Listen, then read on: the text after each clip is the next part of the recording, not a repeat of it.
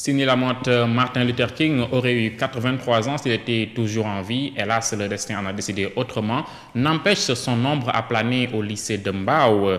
Chaque troisième lundi du mois de janvier est célébré aux États-Unis. Le jour qui lui est consacré, la journée dédiée à Martin Luther King, a été fêtée ici au Sénégal par les jeunes du lycée de Mbao. Une occasion saisie par le club d'anglais du dit lycée pour rendre un vibrant hommage à ce illustre personnage. Nous suivons ce compte rendu signé Abdelaziz Sow.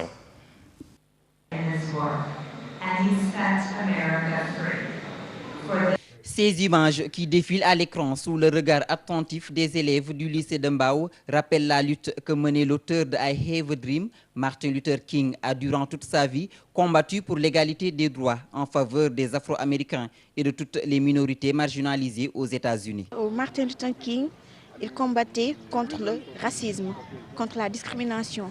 Il voudrait que le peuple noir et le peuple blanc soient uniques.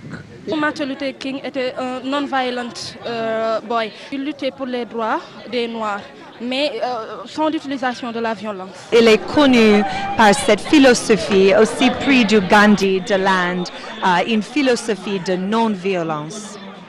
La non-violence qu'il a longtemps prônée plane encore en Afrique en particulier et dans ce monde marqué par l'insécurité, l'intolérance et par des crises de toutes sortes. Nous avons choisi spécialement ce jour donc pour, si vous voulez, appeler à une nouvelle vision, si vous voulez, à une nouvelle vision en Afrique, c'est-à-dire comment faire pour, n'est-ce pas, rompre, n'est-ce pas, la violence en Afrique, former les jeunes.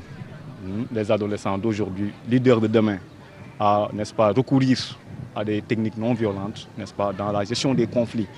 Parce qu'on a remarqué une chose, c'est qu'en Afrique, il y avait beaucoup de conflits. Celui qui a inlassablement dénoncé l'injustice n'a jamais renoncé à son rêve, celui de voir un jour les fils des anciens esclaves et les fils des anciens propriétaires d'esclaves s'asseoir ensemble autour de la table de la fraternité. Des années plus tard, Barack Obama, un noir, accède à la magistrature aux États-Unis. Son rêve ne s'est-il pas réalisé? Lui et beaucoup d'autres personnes aux États-Unis, noirs et blancs, on doit dire, ont lutté pour les droits complets de chaque Américain. 50 ans après même sa mort, en 1968, 40 ans du moins, on a vu notre premier président afro-américain dans la Maison-Blanche, Barack Obama. Il y a beaucoup qui disent que ça, c'était la réalisation du rêve de Martin Luther King. Né à Atlanta, en Géorgie, le 15 janvier 1929, le pasteur mourut en défendant ses convictions le 4 avril 1968